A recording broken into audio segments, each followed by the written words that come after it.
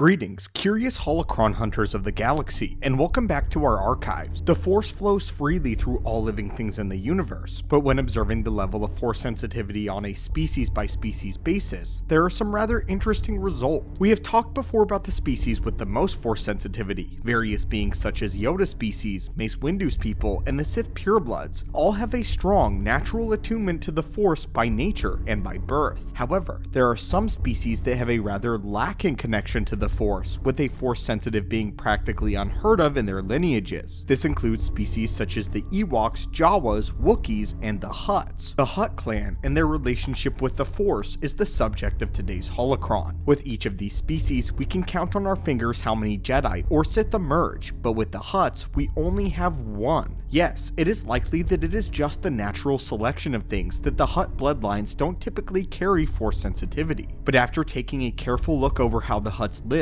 and operate, we would like to propose a theory that the Force actively avoids the Hutts as a species. So, come along with us today, my friends and students, and entertain the idea that we have brought before you. In all of Star Wars lore and history, there has only been a single documented Force-sensitive Hutt as of the making of today's holocron. In the Legends EU, we are introduced to Beldorian the Hutt, a former Jedi turned Dark Jedi. He was incredibly powerful and the only Hutt to ever enlist in the Jedi Order. But other than Beldorian, there are none that we can find or that could even touch the Force that we have learned of. In a strange turn of events, it seems that the Force doesn't even want to touch the Hutts at all. We all know that the Hutts are a repulsive species with appalling customs and bewildering ideas on morality. They are greedy, manipulative, haughty, and convinced that they are even the master race and that they condone slavery, even going so far as using slaves as a symbol of status. Now, I'm sure you may be wondering why all of this matters. Plenty of beings and species that exhibit these traits, the primary of which that comes to mind are the Sith purebloods of Korriban, and yet, the Force openly welcomes the Sith purebloods. They too were a violent people who enjoyed the use of slaves, and the dark side pursued them as a result of this. So by all accounts, the dark side should pursue the Hutts the same, right? And yet, even the dark side, with all of its power lust, eludes the grasp of the Hutt people. Our theory for why this is lies in the culture and the minds of the Hutt clans. This may shock you to know, but once upon a time, the Hutts were once a powerful warrior race. Many thousands of years ago, Hutts were known as fearsome warriors that held strength and speed unmatched in combat. Their slimy exteriors kept them protected from most melee attacks and grapples, as many of them just slid off when attempted to attack a Hutt. If a weapon does happen to pierce their body, their blubber and muscle protects their vital organs. They can even survive extreme heat due to the insulation provided by the mucus that they have.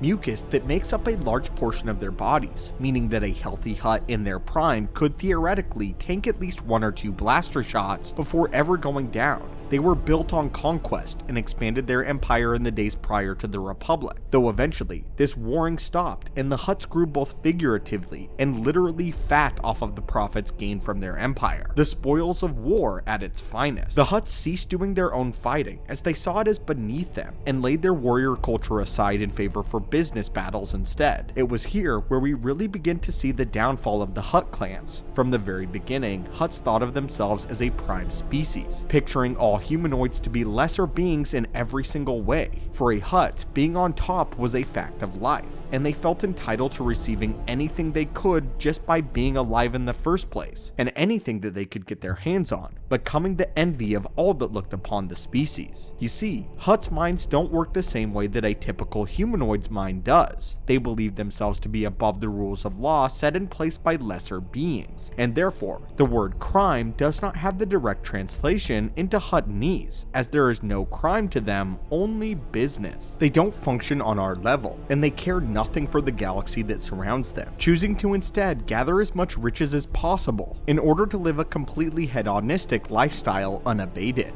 So why does this matter to the Force? Where does the Force fall into all of this? Well, the mentality of the species, in my opinion, plays a massive role in how the Force chooses to direct itself. Beings with higher potential for drastically changing the galaxy, such as humans for example, are going to naturally be more inclined to receive the Force. We have to remember that the Force is a sentient energy. It can pick and choose where to be. The dark side surrounds those with great potential for domination. The light side surrounds those with great motivation for good and altruism. Hutts, have neither of these traits. Yes, they are very ambitious, and yes, they have their own empire that they expand and retract at will. However, the problem with the Hutts is that they simply don't care about the galaxy that surrounds them. The Hutts only care for themselves. Even the Sith purebloods were in tune with the planets and the wider galaxy. Their entire purpose for gaining power was to rule over the galaxy and change it into their own image. Hutts, though, are of one mind on this subject, completely apathy. Even Beldorian the Hutt, when he became a Dark Jedi, fell into the same old ways of life that his brethren did, by surrounding himself with servants, slaves, and all those that would do his bidding, while he sat and ate his life away, completely wasting his potential and training in the Force. I believe that the Force avoids the Hutts simply because it knows that they won't do anything with it other than find more ways to stuff their faces. They won't stay away from spice to even clear their mind long enough to focus on the Force anyway.